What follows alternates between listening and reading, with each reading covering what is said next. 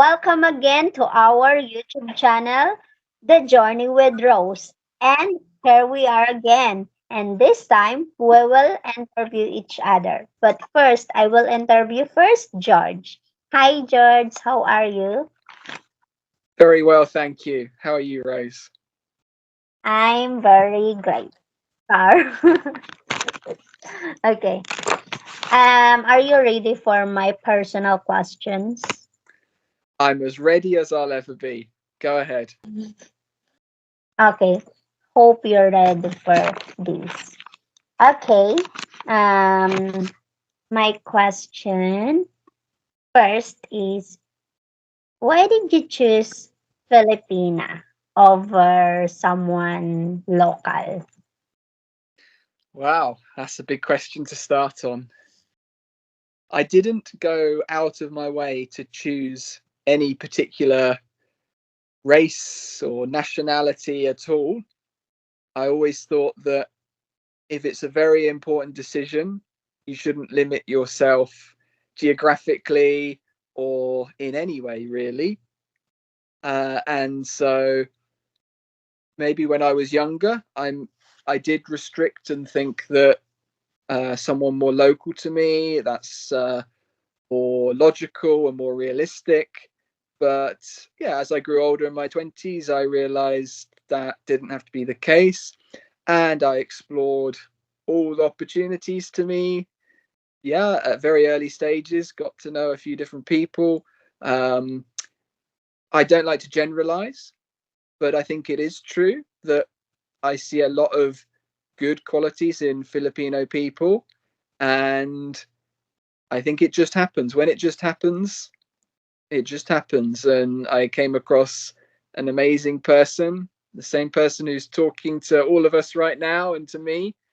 And yeah, it just went from there, from the first meeting. And I never had an intention of I'm choosing this type of person or this nationality. It's just how it happened. And I'm so grateful that I did that and I gave it a chance. And here we are today.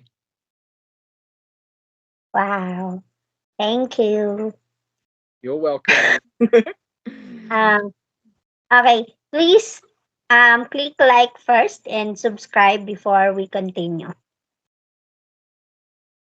Okay, here we go. My second question.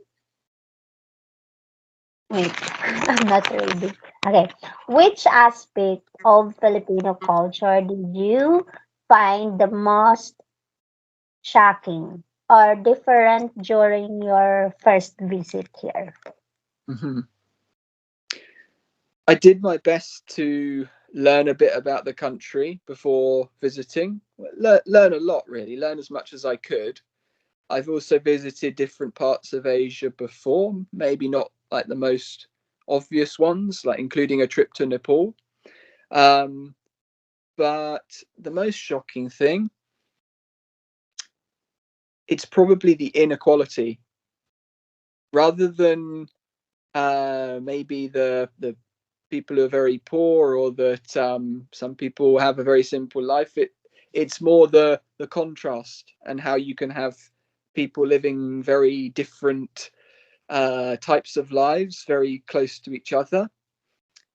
And then the second point to that is not necessarily on the surface of it, you you cannot see a difference in contentment and how happy people are. I'm sure getting to know the people in more detail in these different circumstances, you would see people who haven't they're not able to meet their basic needs. They would have tougher times in life. But on the surface, I think it's incredible that people with so little from a Western perspective can live such content lives and how well communities use each other. What else? The province in a general didn't shock me too much. Maybe because I grew up in the countryside in England and on a farm actually as well. So the crazy animal noises, it's like being back home, but much hotter. Um, maybe the attack on my senses could be another one. The fact that the noise, the smells, the movement, the number of little people around. So maybe foreigners will find that when they first land, that it's sensory overload.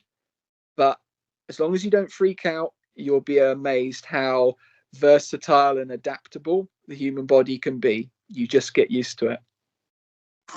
Yeah, because there's a lot of animals here, especially dogs. That is true. Chicken, dogs noise, people noise, neighbors. Okay, the third one is how did you budget for these trips? And was it worth it? Hmm. How did I budget? Um, Planning in advance is a big factor because then that allows you to get used to how much this is going to cost, and also deal with any trip you make. There's always some surprises, and normally they cost something, those surprises. So being prepared for those. Um, I'm not going to pretend I'm not privileged. I'm lucky to have a good, stable job that pays me well. And I also live quite simply for a Western standard. We've all got a few things we like, but I don't have many extra wants outside of my needs. I'm quite happy. So I'm very lucky. I know it's difficult, even for people in the West at the moment with inflation. It's difficult to save, but I'm very lucky. I'm able to do that. Um, yeah, in modest amounts, and able to do that for many months and years, and that's allowed me to have the ability to do these travels while I'm traveling. Yeah, it's obvious you you consider options, but booking flights in advance makes a big difference. Like booking them at certain cheaper times of the week, if your employer will let you, is a big difference. Also consider like taking slightly less luggage. You can save a lot by traveling lighter. And then if you travel lighter, you also have the added benefit of it's less effort moving it around, and it's also cheap to buy extra things in the Philippines when you get there. So I'm a big believer on that. Yeah, lots of little tips.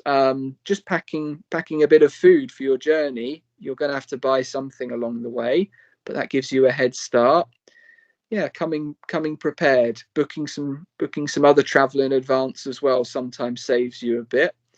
Um, and then while you're there, I'm very lucky again that Rose's family gave me accommodation. That's a massive help. But then, yeah, we were very careful, particularly at the start. We did a lot of activities that didn't cost much. I'm very lucky, as all the Westerners watching will know. Any Western girls wouldn't put up with that.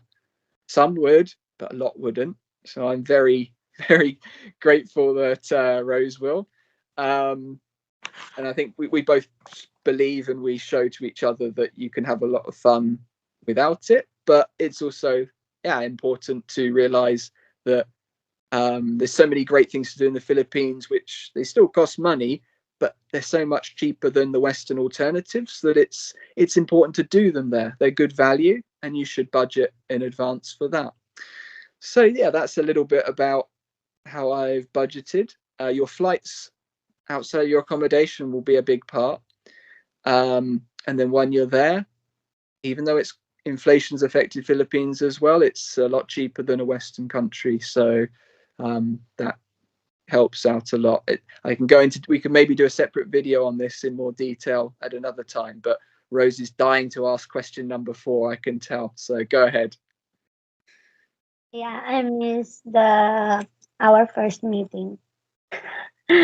So simple, and we enjoyed so much each other company, and yeah, as like we're just here at home with my family. Yeah, so enjoyable. Yeah, family trips to the beach and just local area. Yeah, it was really good. Okay, question number 4, right? Okay, how did you find our first meeting? Okay, the first meeting. So first meetings are completely unique, and we can see they're very popular on YouTube for that reason as well. Um, so the journey we both take before our first meeting is so different. So mine involves preparing to travel and then this long series of flights. And Rose's is a bit different because she lives on an island. She came to meet me in Manila, so she still has a lot of traveling as well, and then staying with her siblings and their families. But aside from that, really, it only feels real, I'd imagine, for Rose as she's traveling to the airport to collect me. For me, I've got all this time on the aeroplane to collect my thoughts. And of course, long flights are exhausting. So much of that, particularly at the start, you're just focusing on the travel, trying to sleep when you can. But then that final flight, for me, it was from the Middle East to Philippines. I think it's around 8 or 10 hours. And that's when you start building the anticipation. Maybe you sleep at the start, and then all of a sudden that flight feels like it's going on and on because you're desperate to do that first meeting. And then going through the airport, I remember that took extra time because it was still the end of the pandemic checks at that time. And I was getting concerned. I was thinking, oh my goodness, I'm going to be late with all these extra checks. But turned out you were slightly late arriving at the airport as well. And I I walked straight past you, not close to you, but I walked straight past you to start with.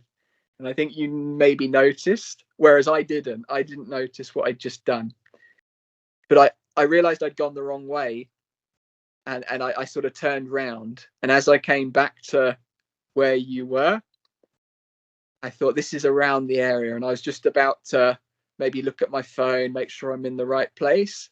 And I thought, oh, there's someone really close and really friendly. And I suddenly thought, I know who this is.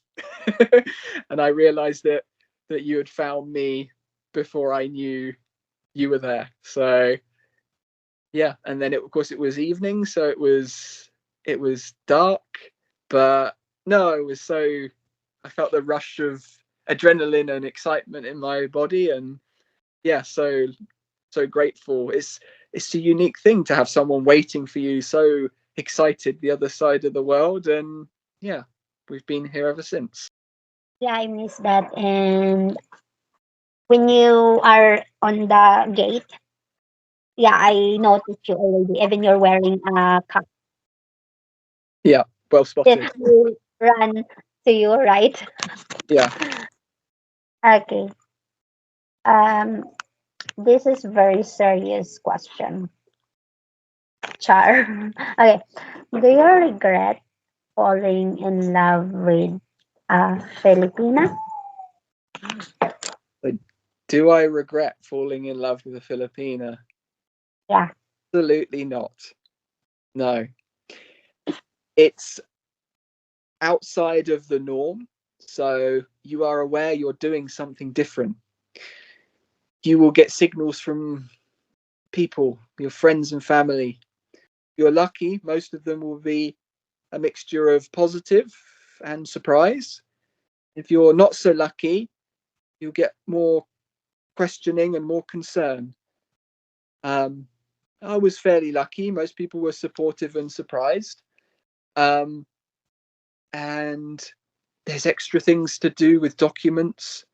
There's extra steps in your relationship to be in line with the laws in your countries. Um, but I don't regret 1 second of it because I've met that special person. I've been supported the whole time, even though we haven't been able to see each other as much as we like so far. We've managed it very well, and the time we've been together has been amazing. And we both know that much more of those times will be coming very soon. And yeah, it's helped me grow as a person, but more importantly, it's shown me how much I can help and grow another person, and how the two of us together will grow to become more than the sum of our parts would ever have been separately.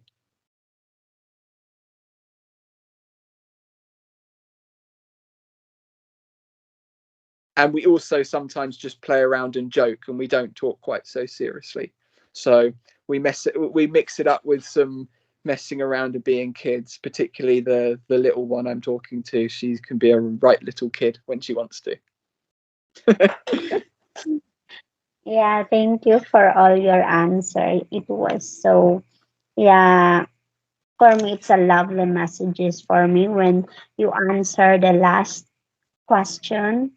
Yeah, it's nice to hear all of that. And I know it's coming from your heart with all your heart. It's, Thank you. maybe you can hear some noise here. It's not too bad for Filipino standards. And I'm very happy to hear that. That always means a lot to me.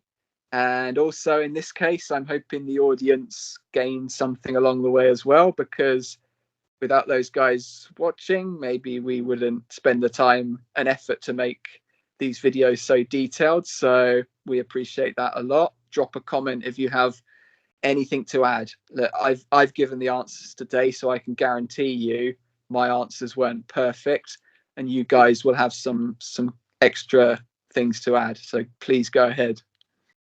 Yeah, thank you all for supporting our YouTube channel. And thank you, George. I really appreciate all your answers. I like all of your answer. And yeah, Yeah, hope we've done we some will other videos a little bit like this, and we'll stick maybe one of those on the screen as we end the video. So please check out some of the other videos we've done, and get interactive in the comments as well on those. Thanks a lot. thank you and have a nice day and God bless. Please subscribe. Bye bye. Bye bye.